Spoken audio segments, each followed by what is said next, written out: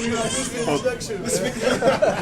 over the way. That's 20 minutes in. She's over the way. Okay, we're ready. MashaAllah. You know why? Alhamdulillah, sallallahu wa sallam ala rasulillah wa alihi wa sahbihi wa man ittaqa. There's some things that we talk about, we're talking. And sometimes when we get on the internet, it goes international. And some of the conversations are communal. And they're not taking the same way. We're talking to a different, wider scope of people, and so the conversation has to reflect that. Sometimes, okay? All advantageous. Is it contagious? For sure. And it's easier for some to understand than others because of the same likenesses. Alhamdulillah. Okay, let's get busy. I left my glasses in the car. I did it on purpose because I'm not going to read this. Someone else is going to read this. Bismillahir Rahmanir Rahim. There's two sajda that I must make. If I forget or make mistakes, inside salah when my mind strays, I lose my focus, slipped away. I'll prostrate and fall on my face. Before taslim in every case. Unless I do not realize it. Till after taslim, render it. Either way, both are correct. To mend salah when I forget. Now I asked you guys to do a homework assignment. It wasn't as simple as it sounded, was it? Never. I told you to find the proofs of everything you do in salah, right? No. And I said, I gave you conditions to finding that proof. I did that on purpose so that everybody would see that it's not so cut and dry. No. And it takes some effort in doing this. And so you can also appreciate your salah. Then I didn't accept it because I know everybody wasn't finished. And I want you to suck it up. Now, because we have to continue, because we have a time frame to get this done, I brought you the proof for this poem. Okay? You're very welcome. We're going to go over it today. Okay? How about, Hajj, Tyler, you want to, what's your name again? Oh. I'm teasing. They always tell you too. They be like, So serious. yeah, they serious. These cats, these children are serious. I don't know if that's my fault.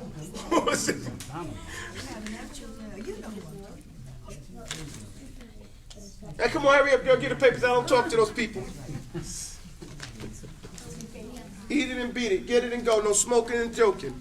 Help me out, Mr. Eid. Give them 401 to 404. Should be 2 papers they get. Now who's going to read for me? Mr. Mustafa. Come on up here. I ain't trying to hear nothing, man. Come sit up here. You're young. You got the loud voice. Oh, we got a younger man over here. Okay. Come on up here. Sit down up here. Good for you. Okay. And we got the young cat. I want you to be loud. Does that make sense? No, daddy, get back. Let me get some more. Give it to her.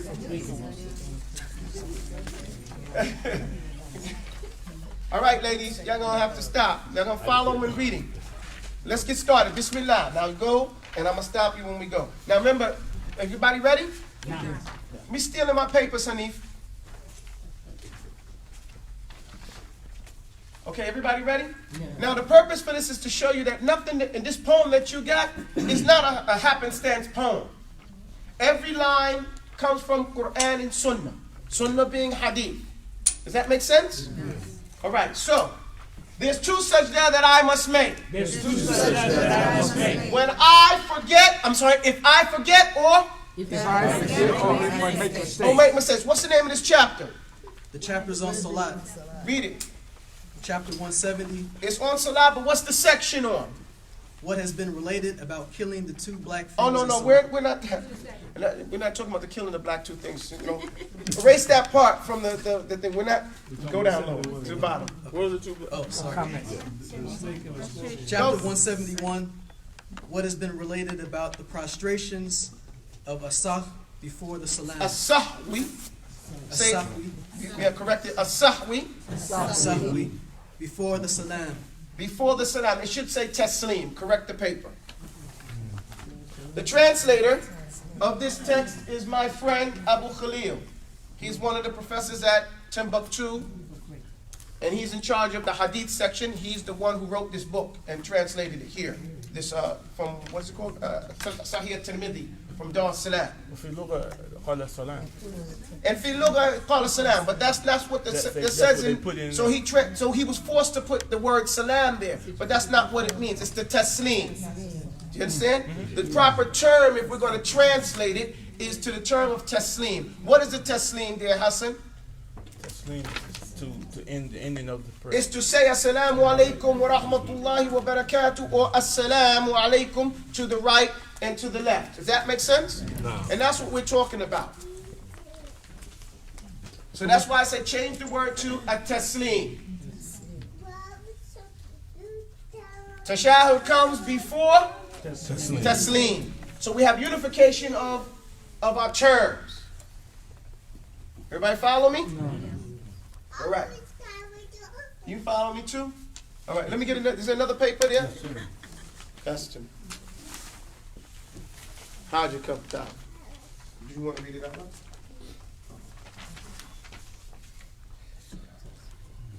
So the chapter is about making the two sajdas before. Read it again. What has been related about the prostrations of as-sahwi before the taslim. Before the taslim. So that's why we're coming here, and and this is all pointing back to why I gave you the ruling that we make the sajda, the two sajda, before taslim. You guys get my point? Yeah. In every case. Now the reason why I'm pointing this out, because there has been so much related in the madhahib al-fiqh of giving you reasons why you do it before, after, and all that. And I'm saying forget all that. Okay? Forget all that. Don't follow that. Follow what I'm giving you here, which is in every case, make the sajda before taslim. Unless you don't realize. Unless you already made or you forgot. Right? And you made the salam, and then you remember, oh man, you know what, I made a mistake in the salam. Then you do it again.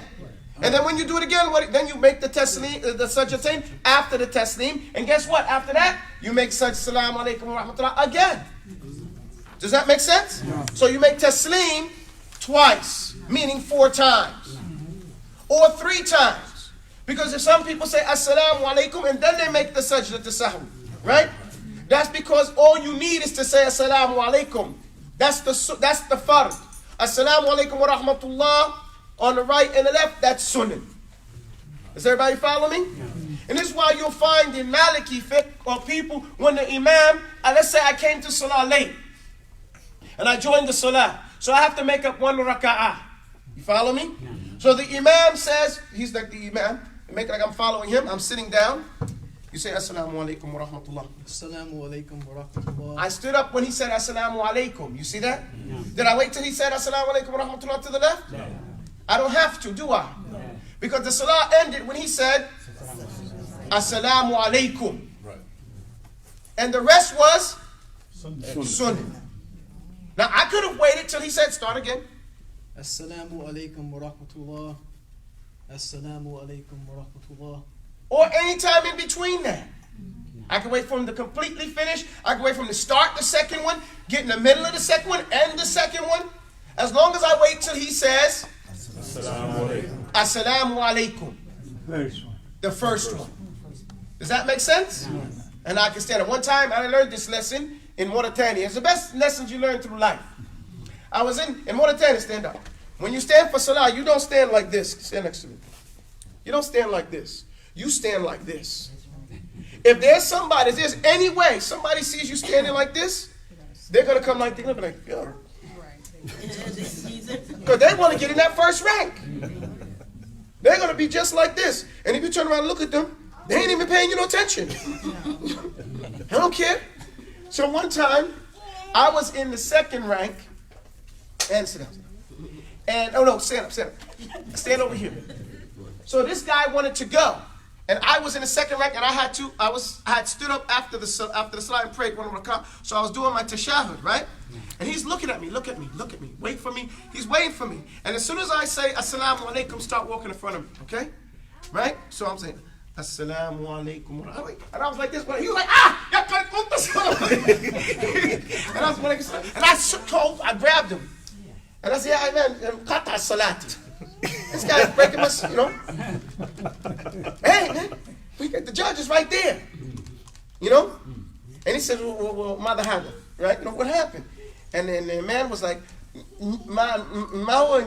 it's not no cut. Salam.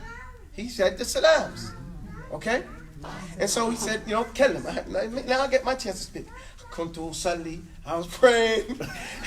This man walked in front of me. He said, hey, that's not true. You said, assalamu alaikum. And I said, yeah, but I was going to say, the salah's ended. No. Fact. It's over. And the Shaykh said, fact. I said, no, man. He says, go bring the book then. Bring your proof. You go and question my ruling, and you go look and you realize, the salah ends with the taslim, right? The taslim is what? Assalamu alaikum. And you could say, just to the right. If you say assalamu alaikum wa rahmatullah, then you turn to the left. Okay? And say assalamu alaikum. Or you could say assalamu alaikum wa rahmatullah, assalamu alaikum wa rahmatullah.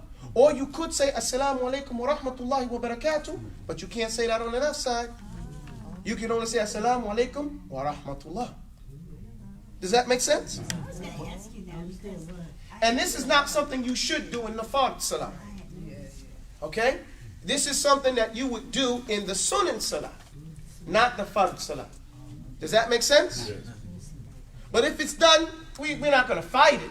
But it's not something that we have the Prophet doing in the fard. All the times he did it was in the sunnah, where you minimize. Why is there more minimization in the sunnah? To encourage you to do more sunnah.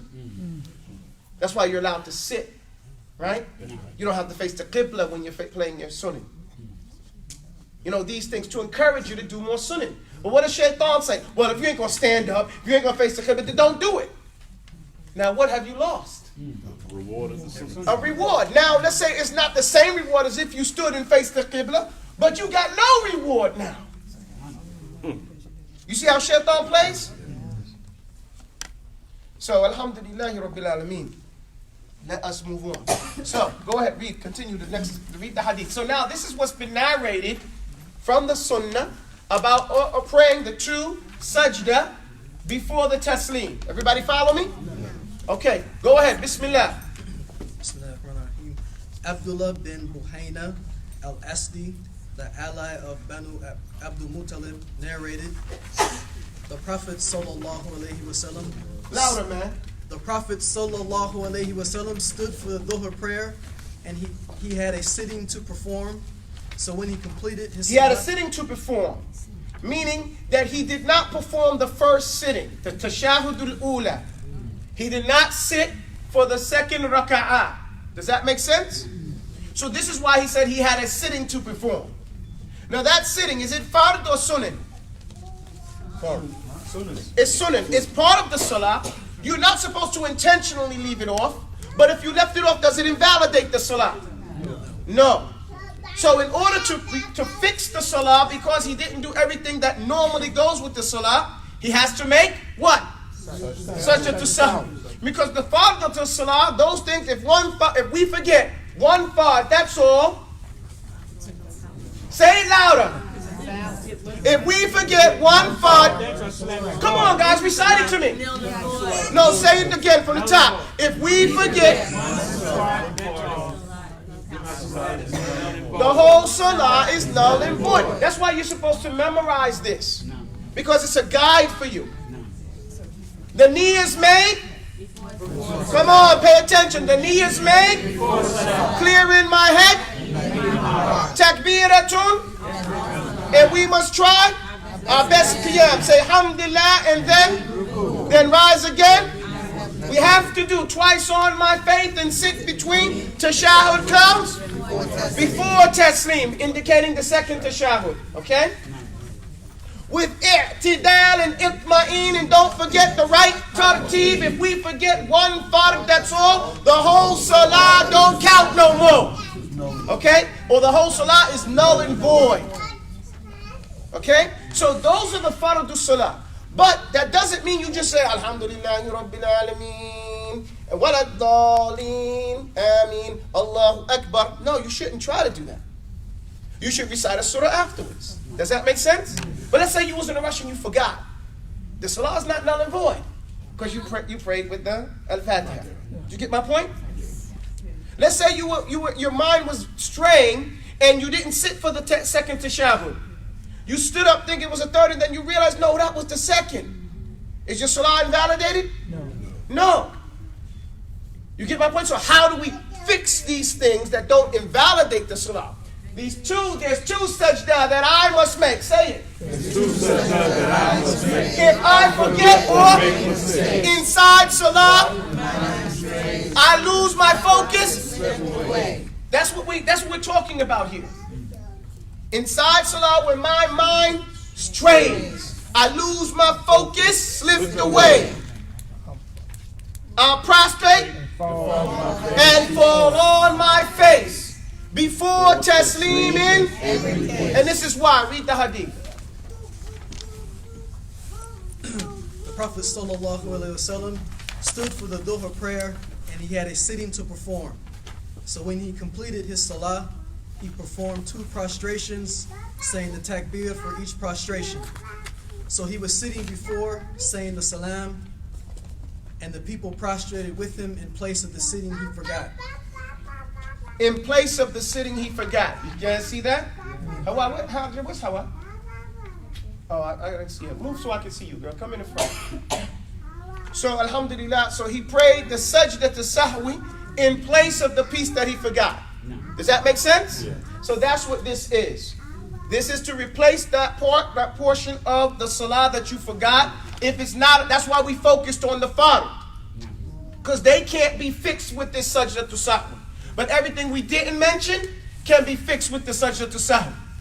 Does everybody follow me? No. Yeah. Keep reading. Note he did it before taslim. Right? Now it's not enough that we take a hadith. You cannot interpret a hadith. The hadith lead everybody astray except for Ahlul Hadith.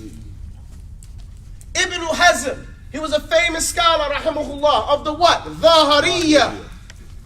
The Dhahariya are those who take the apparent meaning of whatever's there, the literal meaning, and they don't understand the Hadith, the gist of the meaning.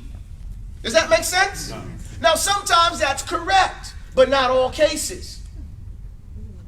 And this is one of the ways the Jews played with the Sharia in the time of Isa ibn Maryam. Given the love, but not the ruh. Does that make sense? No. So we balance that out. We're between Musa and Isa with the application of our deen. Does that make sense? No. Because what they did, they went on with the ruh and then forgot the love. They didn't practice the theology anymore. And that's why it's a bunch of evangelism now. I feel good. That's it. Right? And there's no application of theology. But Islam is not like that. We feel good and we apply it, heart and head. Meticulously. There is a law. Does that make sense, everybody? Okay, go ahead, read on. So, I'm sorry. So, in order to understand the hadith, now we go to the Sahaba. And we nattabi'u salaf. We follow the Salaf's understanding of the hadith. So if the hadith was in order, but the Sahaba understood it as an encouragement, we know that was an encouragement. Does that make sense? Go ahead. He said there is a narration on this topic from... He said the speaker here is a Tirmidhi. Okay? He's the one that's speaking. Go ahead. There is a narration on this topic from Abdul Rahman bin Auf. Okay, what he's talking about here in the way that a Tirmidhi goes about teaching in his book, he mentions the hadith that he gave you. Does that make sense? And then he says on this same topic there are other Sahaba who have narrations on this topic. And that's what he's talking about there. He's not bringing their narration because it says about the same thing. You get my point? But he's saying if you want to look this up in the Musnad, then you look up this person, Abdurrahman ibn Auf, and you'll find this subject under there. And the Musnad is a hadith book that's organized different from a Sunan. A Sunan is organized in the order of fiqh subjects. Okay? But a Musnad is organized by the Sahaba's name. So the first names would be Abu Bakr, then Umar, then Uthman, then Ali. And every hadith that was narrated by Abu Bakr is laid out. Okay? And then every hadith that Umar ever narrated is laid out. And that's why we study the Musnad last. Okay? It's the last book we study in the 9 books that you have to study if you're going to claim to be a talib al-ilm. These are the standards. Al-Muwatta of Imam Malik is the first. Not 40 Hadith al-Nawawi. 40 Hadith al-Nawawi, we study that while we're memorizing the Quran. Do you know why? It's along with Hisnu Muslim. We get 3 books when you start studying Quran outside of the books of Tajweed. You get Hisnu Muslim, a Mushaf. If you're lucky to get a Muratana, you won't get a Mushaf. You get a Lawh. Okay? And you get the Arba'in al-Nawawi. Why? Because the ulama say that since people see you memorizing the Quran, they're going to expect you to want to give the khutbah. So you get those 42 hadith, you give your first 42 hadith, and 42 khutbah on each one of those hadith. You get my point? And those are the usul ad-din. 42 weeks is a bunch of, it's almost a year, right? So you're good. They won't get you every week, but if they get you, you're safe with just talking about these 42 hadith. Who gets those wrong? And then because you're a qari al-Quran, people will expect you to make dua for them. And a dua when someone dies, and when someone marries, or when a musibah or some calamity happens. So we give you Hisnu Muslim. Because you're memorizing the Quran, shaitan is going to specify you and come at you. So we give you Hisnu Muslim. Does that make sense? So we memorize these 3. You get bored with reciting the Quran. Not that you're bored with it, but you know your eyes get tired, your ears get tired, you know? So then now you read those hadith over and over again. Or you start making dua from the Hisnu Muslim. So by the time you finish, you have all 3 memorized. But that's what we did. That's from the Sunnah of the people of the past. Nowadays, cat don't even memorize Quran, but he says he's a talib al-ilm. Okay? He starts somewhere else. And that's not the way of the people of the past. When we talk about hadith, though, you start off with the Muwatta of Imam Malik. Why? Because it was the first book of the Sunnah. It was considered the best book after the Quran until Bukhari came out with his book. And then we do a Tirmidhi. And then we do, and after Tirmidhi, Abu Dawood. Okay? This is the order here. Not the way people think. You don't just jump to Bukhari and Muslim. Tirmidhi first, after Imam Malik's book. Then Abu Dawood. Then An-Nisa'i. Then you, did I say Nisa'i? Yeah, Nisa'i. Then Ibn Majah. Now you go to Muslim and Bukhari. You see where I'm coming from? Then you go to Darimi, the Sunan of Ad-Darimi. And then you go to Musnad of Imam Ahmad. 9 books. Once you finish these 9 books, now you have finished what is expected of you. To say, okay, I'm min Ahl al-Hadith, I've studied the books. I'm familiar with the Hadith. If you haven't done that, then you front, as we used to say back in the days, perpetrating a fraud. Grabbing a title and you don't deserve it. Does that make sense? And I'm not saying this to be mean, but we're living in an age of fraud, deception. And we need to put things back in their order so that people can, it's not hard, it doesn't take a long time to do that. It doesn't. If a person focuses, if they can find a teacher that'll give them time. Okay? Because if the Shaikh spends just 5 minutes explaining each hadith, it still takes you a minute. Okay? And he's not going to take you if you can't read. You stuttering over words, he ain't got time for that. He can't understand what you said. He wants you there because it's a review for him. You know, it's a two-way street here, right? Right. So you see the Arabic class gets more students because they want to hurry up and get that Arabic down so they can, hey. That's what it is. Let me hear you read it. Oh, you can read it. Come on, I'll listen to you. Read on. There is a narration. Louder. There is a narration with another chain that Abu Hurairah and Abdullah bin As-Sa'ib. Abdullah ibn Sa'ib, not As-Sa'ib. Abdullah ibn Sa'ib. Abdullah bin As-Sa'ib al-Qadi would perform the prostrations of al-Sahwi before the Taslim. Okay, now these are two Sahaba. He said Abu Hurairah, the most famous of them. So he came with the one who was most known first. Then he said, who did he say next? Abdullah bin As-Sa'ib. Abdullah ibn Sa'ib al-Qari. Why was he called al-Qari? Because he was always reciting. You get my point? Man aktharu min shay, urifa bih. Whoever does something like a lot, he's known by that thing. Say, oh, look at that fool. You know, what brother? Who? Abdullah. Which Abdullah? The foolish brother. One's always joking around. Oh, yeah. Right? Which Abdullah? The Qari. The one that's always reading. Oh, yeah. Man, akthara min shay. So watch what you do. Right? Watch what you do. So alhamdulillahi rabbil alameen, these two Sahaba help us understand how to apply this hadith. What did they say? Read it again. There is a narration with another chain that Abu Hurairah and Abdullah bin As-Sa'ib al-Qadi would perform the prostrations of al-Sahwi before the Taslim. So we have a qareen. Whenever you have a hadith, you need a qareen. Meaning, and so we call it in law. In American law, it's the same thing. You have the Constitution. You have the law, right? Now you have to have what? An example of the law.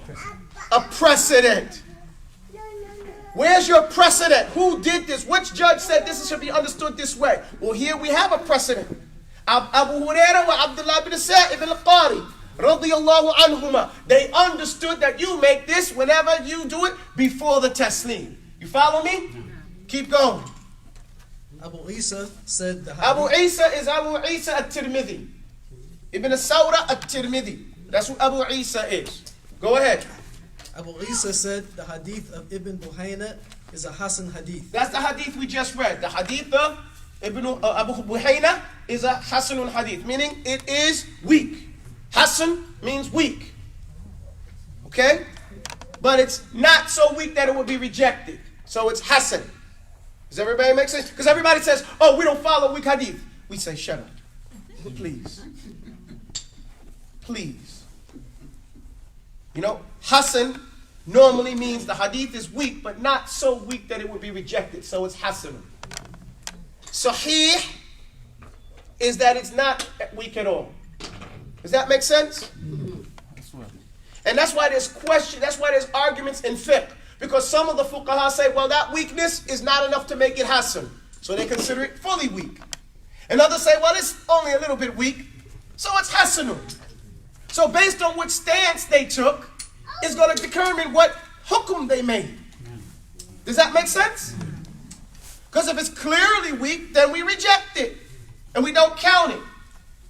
But if it's hasanun, what makes a hadith hasanun?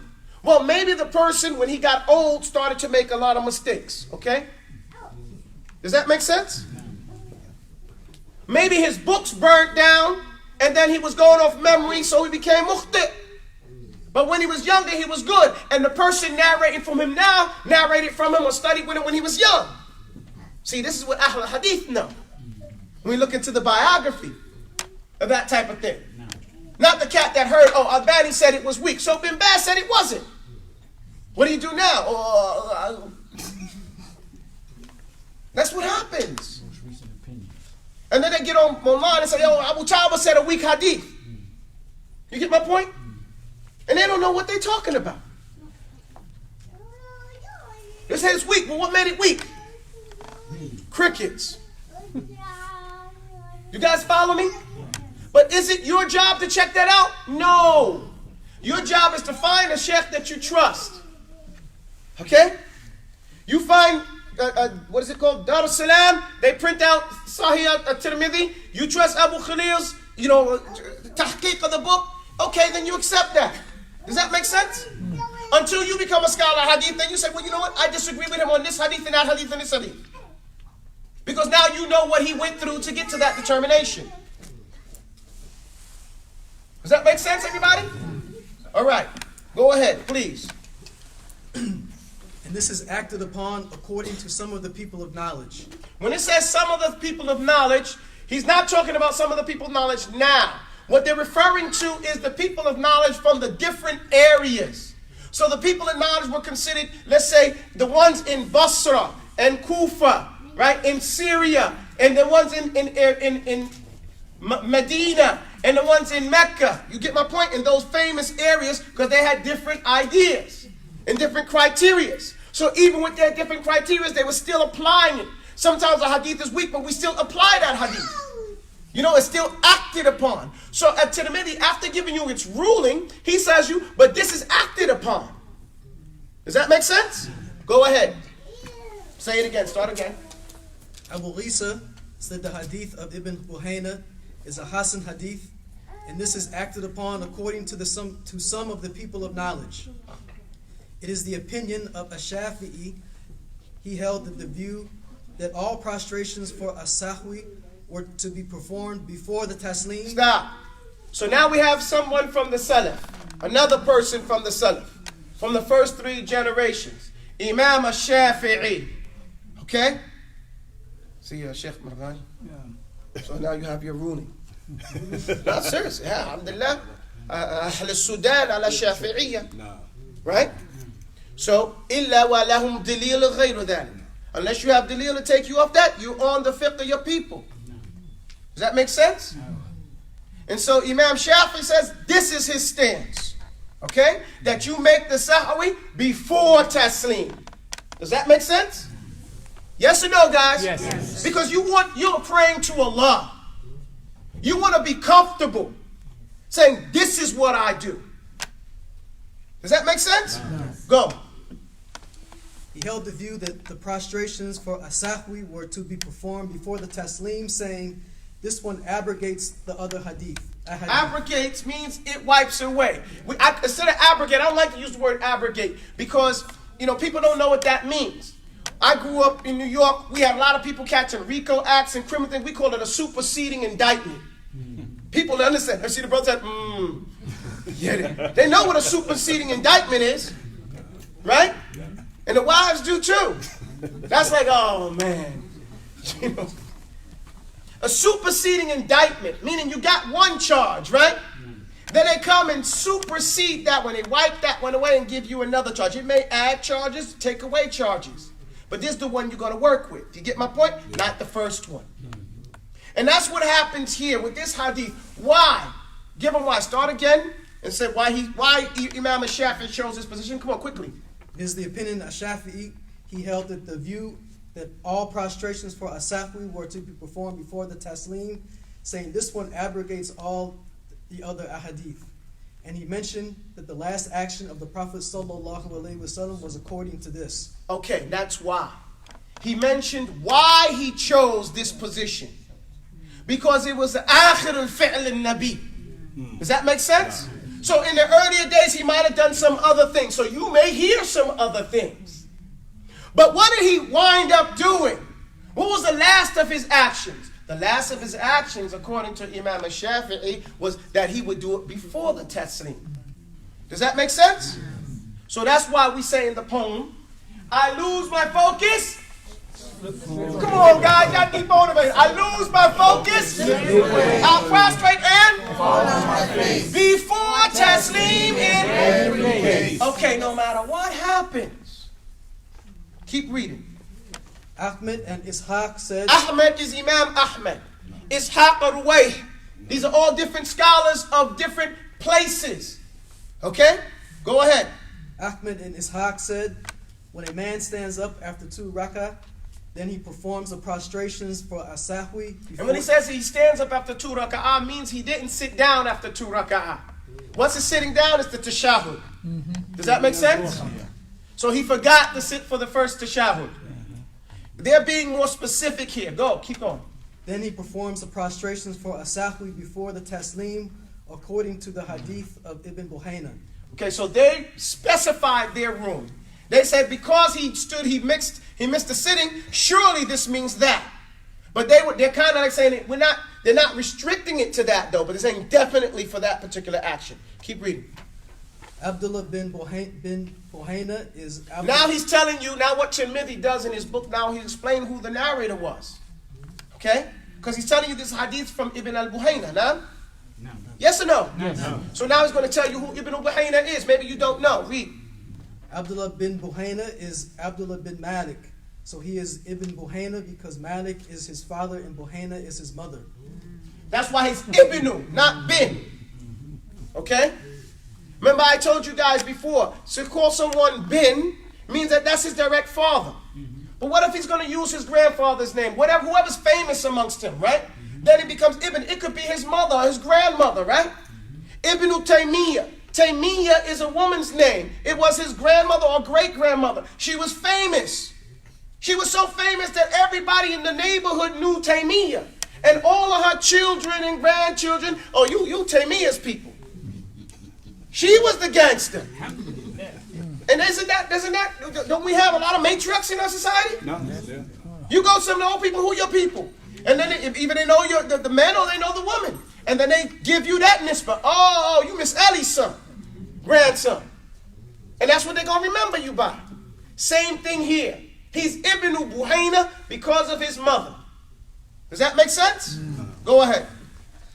I was informed of this by Ishaq bin Mansur from Ali bin Abdullah. So At-Tirmidhi is testifying that he heard this from who he heard it from. Okay? Go ahead. Bin al-Madini. Abu Isa said, Abu Isa is, again, At-Tirmidhi. the people And of, when you see this lets you know that At-Tirmidhi is not writing. He has a scribe. So the scribe is saying Abu Isa said. He's dictating. Does that make sense? Go ahead. Abu Isa said, the people of knowledge differ over when a man is to perform the prostrations of a sahwi. Okay, so that's why I make a clear position here for you guys. Because when there's an issue of ikhtilaf, beginner students should not be exposed to ikhtilaf. You give them a ruling. You don't tell your child, well, when I was young, I would stick my finger in there and you get electrocuted. Nowadays, they kind of made it different. Maybe some people say you could do it. Well, go ahead. You make a choice. Do you do that? No, you make a ruling. Yes or no, right? Yes. No. You tell them no, unless you don't like the kid.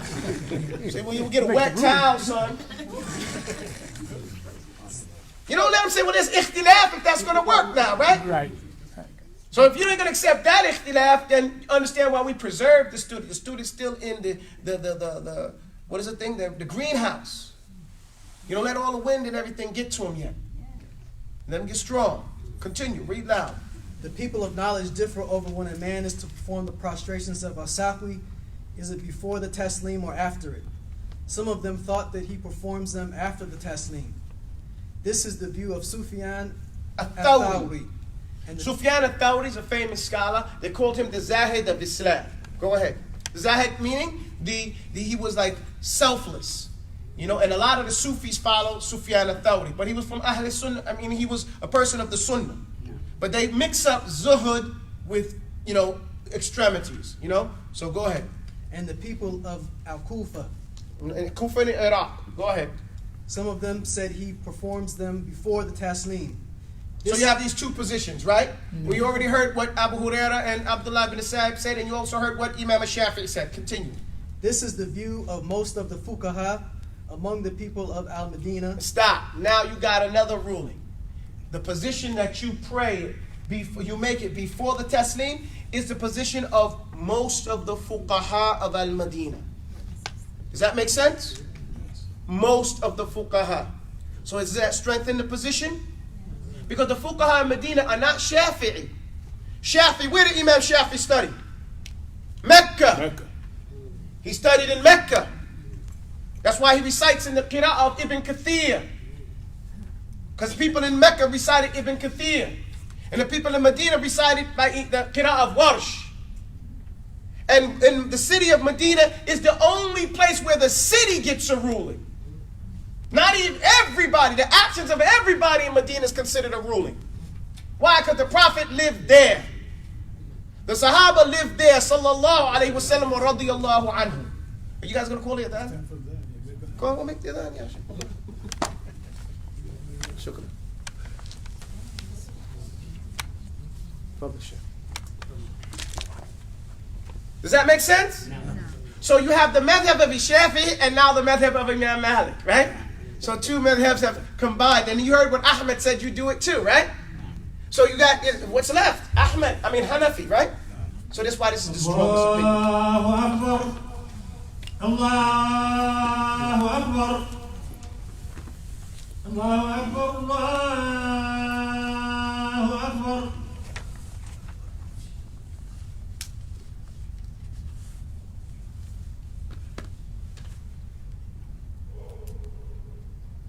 أن لا إله إلا الله. أشهد أن لا إله إلا الله.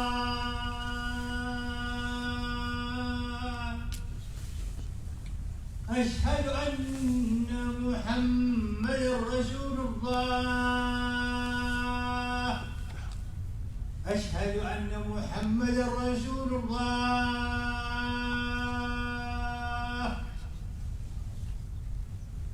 حي على الصلاة.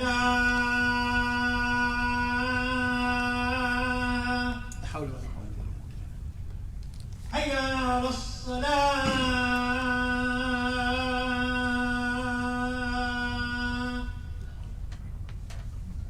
حي على الفلاح.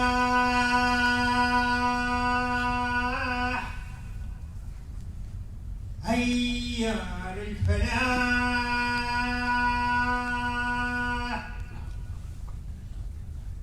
الله أكبر.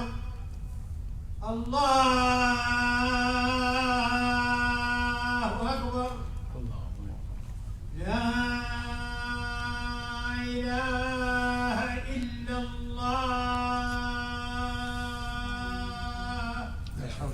رضيت بالله ربا وبالإسلام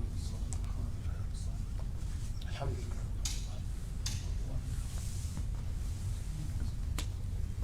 جزاك الله خير. تفضل. This is the view of most of the fuqaha among the people of Fuqaha are Al-Madinah. the scholars of fiqh.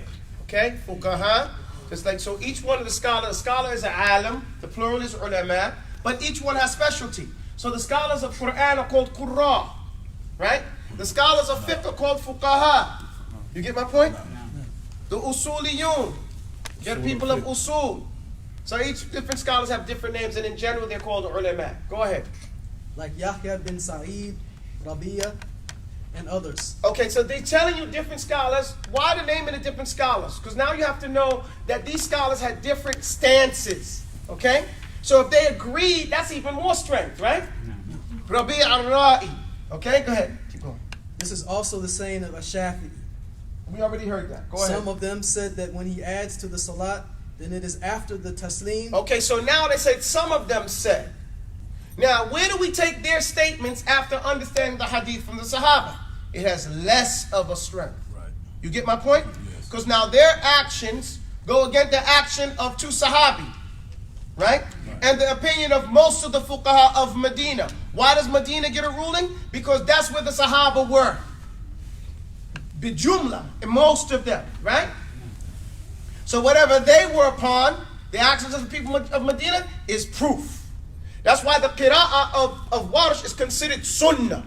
And none of the other qira'ah called that. Because it was the qira'ah of Medina. I know that's kind of shocking because in the United States you hear Hafs all the time. Right? And so you think that's sunnah. No. The qira'ah of Warsh is sunnah. Meaning the most people narrated. Okay? Not that you can't, the other ones are weaker. No, it's just the ruling. You follow me, guys? No. Go ahead. And when he leaves something out, then before the salam, before the taslim, this is the view of Malik bin Anas. Ahmed said, Malik bin Anas is Imam Malik. Okay? Imam of Ahl Medina. And so that's why you'll find in the book Al-Akhdari, remember we started off by talking about Al-Akhdari? In the primary book, he says, if you add something, then do it this way. If you take something away, then do it that way. And I said, this is very confusing for a beginner, right? He doesn't even know, he's just learning or she's just learning the salah. It's not going to be helpful in that regard. What's easier is do the action of majority of the ulama. If you did it, then you remember you did it, then do it before the taslim. Go ahead. Ahmed said, whatever is reported from the Prophet ﷺ about the prostrations of as-sahwi, then it is acted upon in either case. Okay, so now we see that Ahmed, he comes after and says, whatever we find from the Prophet and they act on it, then that's what we do. And that's our stance, right? And that's the Imam of Ahl al-Hijrah. I'm sorry, Ahl al-Sunnah. Imam Ahmed. Go ahead. Imam Malik is the Imam of Ahl al-Hijrah. Go ahead. He saw that when one stands after 2 rak'ah, then according to the hadith of Ibn Buhayna, he is to perform the prostrations before the taslim. When he prays 5 for dhuhr, then he performs a prostration after the taslim.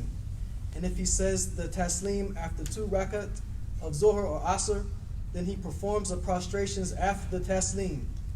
All of them are to be acted upon depending on the case.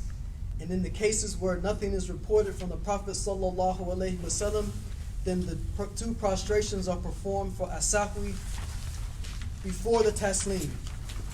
Ishaq said the same as Ahmed about all of this, with the exception that he had said that for every case of as-sahwi that is not mentioned from the Prophet ﷺ, then if it is in addition to the salat, then the prostrations are performed after the taslim. And if it is something that was left out, then the prostrations are performed before the taslim. And at the end of that, I say, when in doubt, what do you do? Sorry? Before the test. You guys got to know. You have to make a decision here. What are you going to do? You don't know what you did. You made a mistake. What do you do? Before the taslim. What if you forgot to make it before the taslim and you made the taslim? What do you do then? After taslim. Unless you did not realize it till after. Say again. Then after taslim. Read the next chapter title. Read it quickly before we got to go. Go. Chapter 172, what has been related about the prostrations for as-sahwi after the taslim and talking. Okay, so now we're talking about doing it after the taslim, right? We're pointing to unless I did not realize it, okay? Go ahead. Abdullah bin Mas'ud narrated the Prophet Abdullah bin Mas'ud is the Sahabi. Go ahead. The Prophet ﷺ prayed 5 rak'ah for dhuhr. 5 raka'ah. How many raka'ah is dhuhr? Keep going. So it was said to him, has the prayer been added to It said to him, so that means he made taslim, right? Yes. It was after taslim. Go ahead. Or have you merely forgotten? So he ﷺ performed 2 prostrations after he had said the taslim. Does that make sense? So the line says, unless I do not realize it till after taslim, render it. And that means you can talk and say, hey, you forgot. Or what happened? Since he was a prophet, is the salah been extended? Is there an added rak'ah? He said, no, it ain't been added. And the longer hadith says it hasn't been added, nor have I forgotten. And the people said, well, yeah, you've forgotten then. And he said to the people, is it so? And they said, yes. And then he stood up and prayed. Why? Because normally, if you're in salah, you can't talk, right? Yes. But if you have to make sure something after the taslim to make sure that you have to make the salah, or the sajda, then you can talk. Only the amount that you need to do to offer the taslim. Does everybody follow me? Okay, so that's what's in vital, and I didn't get to print the rest of it out in that regard. I was coming down here, but you guys get the point. Does that make sense? So now, either way, both are correct because you have ikhtilaf. Either way you do it, both of them are correct. To mend salah when I forget. You guys understand the last part right there? The last part is either way you do it, both ways are correct. To mend the salah when I forget. Does everybody understand? Now let's recite it again. There's 2 sajdas. Louder. There's 2 sajdas that I must make if I forget or make mistakes. Inside salah when my mind strays, I lose my focus and slip away. I'll prostrate and fall on my face before taslim in every case. Unless I do not realize it, till after taslim render it. Either way, both are correct. To mend the salah and I forget. Now you understand how the poem goes? No. It's not just words. It's not just a rhyme. There is a whole system that we've simplified in here so that you can understand how to deal with your deen. Does that make sense, everybody? Subhanakallahumma wa bihamdika ashhadu an la ilaha illa anta astaghfiruka wa atubu ilayk. Memorize the next poem in the book.